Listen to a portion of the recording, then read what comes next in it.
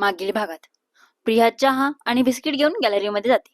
दोघं मस्त चहा पीत बिस्किटे खात सायंकाळचं वातावरण एन्जॉय करतात. इतक्यात दारावरची बेल वाजते. आता पुढे प्रिया दार उघडते.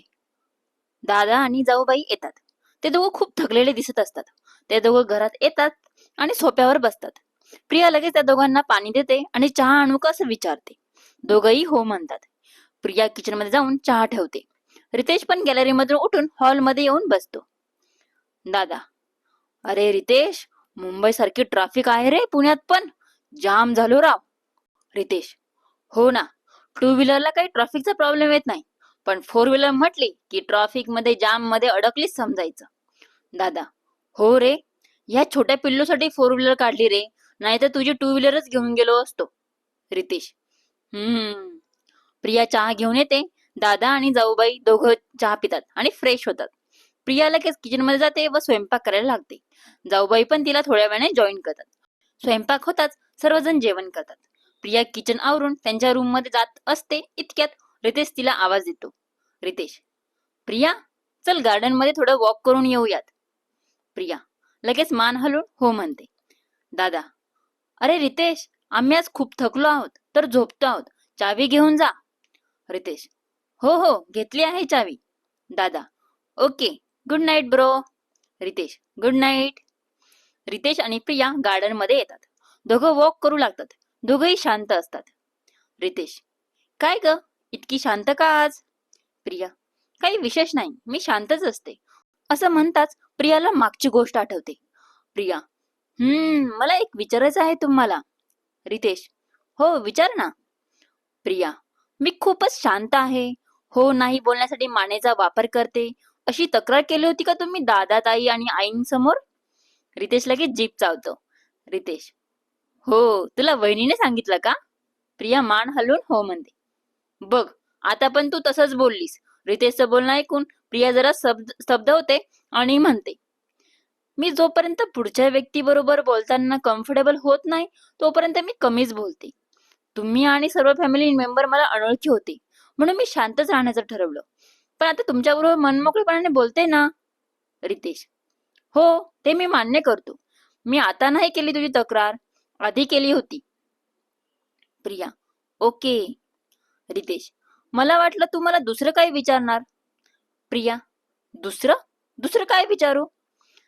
रितेश, माझ्या एक्स गर्लफ्रेंड बद्दल. प्रिया, मला तुम्ही याआधी सांगितलं आहे भरपूर काही. रितेश, हो, ते पण बरोबर आहे. प्रिया, तुमच्या ध्येयामध्येच तुमच्या रिलेशन बद्दलचं भरपूर काही आलं.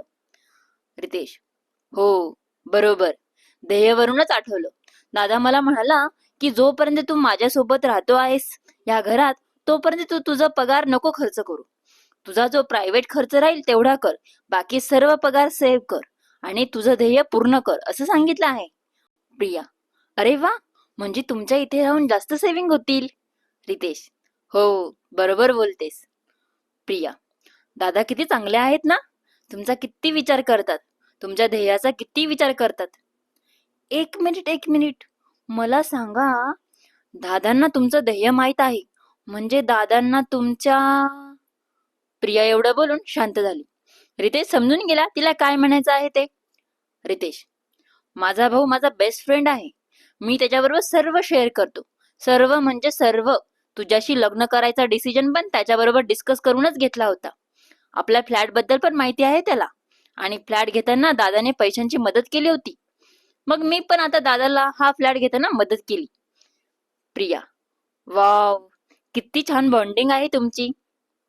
मी आणि माझी बहीण पण बेस्ट फ्रेंड होतो, पण आता तिच्याशी काहीच कॉन्टॅक्ट नाही माझा. रितेश, कुठे राहते ती? प्रिया, काहीच माहिती नाही मला. पप्पांनी तिच्याशी कॉन्टॅक्ट ठेवायला नाही असं सांगितलं आहे, मग मी पण काही प्रयत्न नाही केला. रितेश, तिला बॉयफ्रेंड होता हे तुला माहित होतं का? प्रिया मान हलवून हो म्हणते.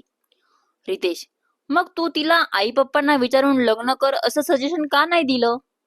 प्रिया, मी बोलले होते तिला, तिने माझ्या मम्मी पप्पांना सांगितलं पण होतं, पण माझे पप्पा ऐकत नव्हते, म्हणून तिने शेवटी हा ऑप्शन निवडला. रितेश, ओके. प्रिया, खूप वेळ झाला, आता घरी जाऊयात. रितेश हटकून तिचं बोलणं ऐकून मान हलवून हो म्हणतो. ते पाहून ती म्हणते, बघा बघा, तुम्ही पण तर असं मान हलवून बोलता. रितेश, मग आता तुझ्यासोबत राहतो म्हटल्यावर वाण नाही तर गुण तर लागेलच ना मला.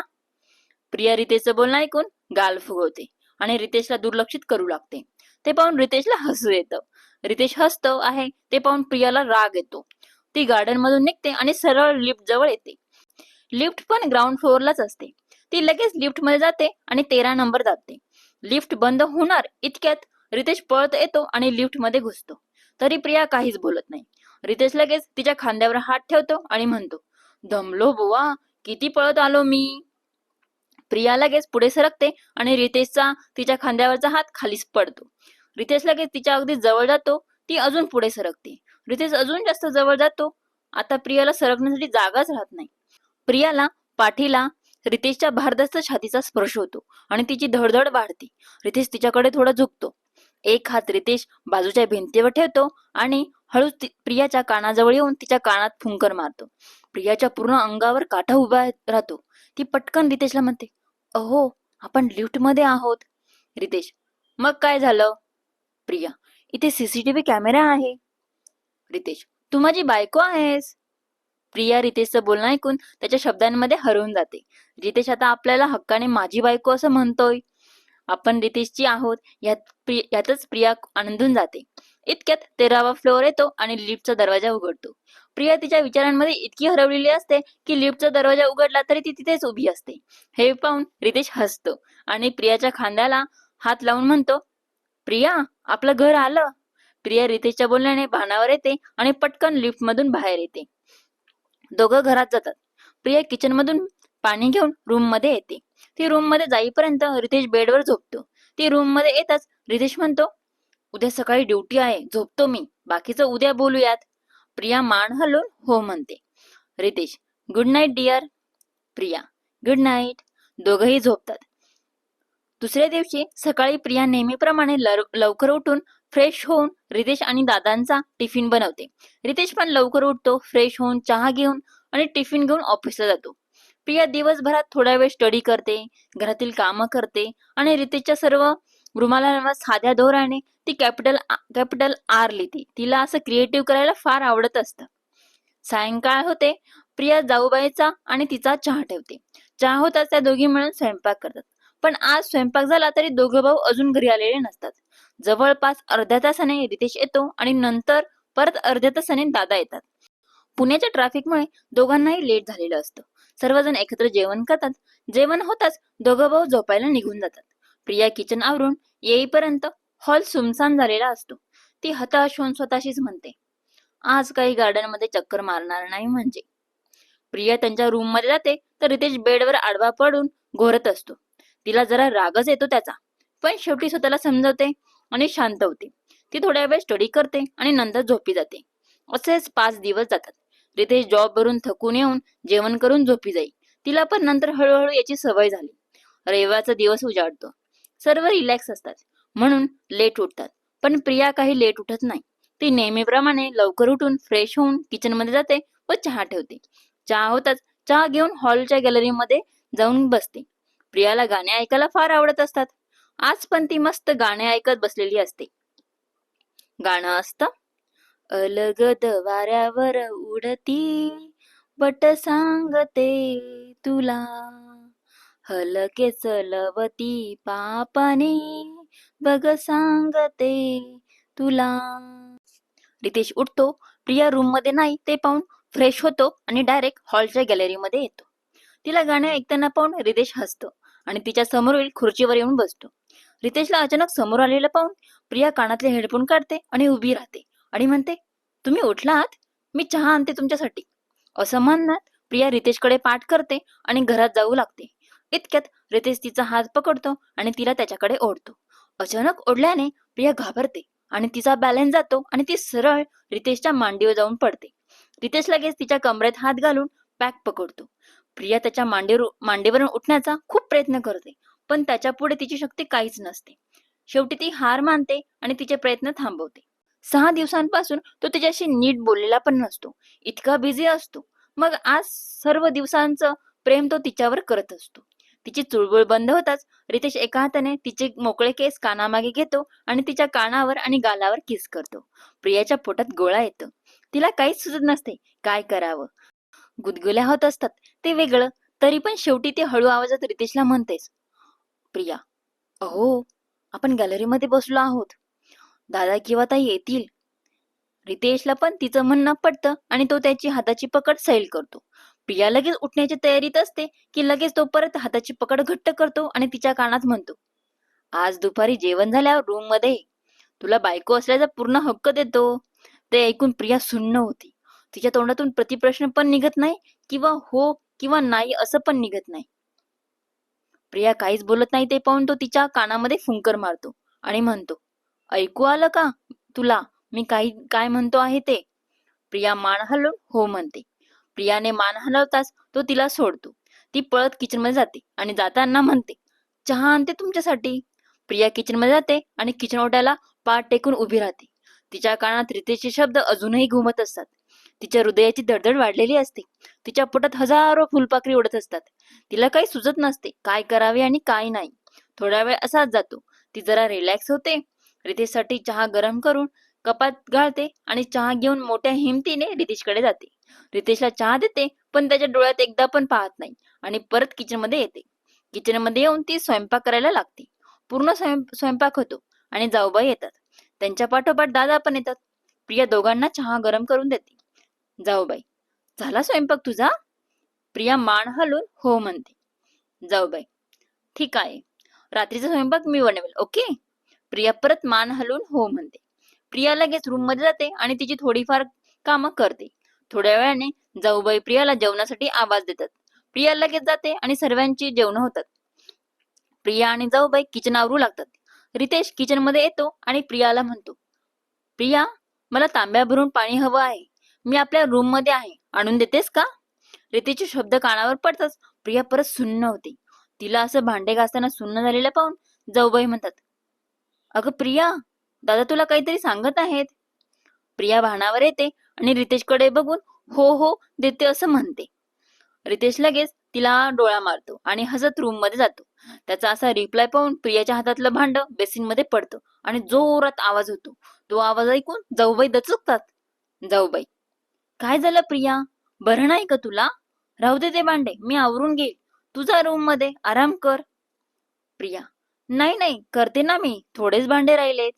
जाऊबाई तिच्या हातातून घासणी घेत म्हणाल्या, जाऊबाई, नको, जा तू. प्रिया शेवटी नाराजीने रूम मध्ये जायला निघते. जाऊबाई, अगं प्रिया, दादांनी पाणी सांगितलं आहे, ते तरी घेऊन जा. प्रिया, तुला खरंच बरं नाही आहे बाई, आराम कर जरा. रात्रीचा स्वयंपाक मी बनवून घेईल, ओके, तू आराम कर. प्रिया लगेच जीप चावते आणि परत फिरते आणि तांब्या भरून घेते आणि मान हलवून हो म्हणते. प्रिया हळूहळू रूम पर्यंत पोहोचते. तिला आतमध्ये जाण्याची हिंमतच होत नसते, पण आतमध्ये तर जावेच लागणार होते.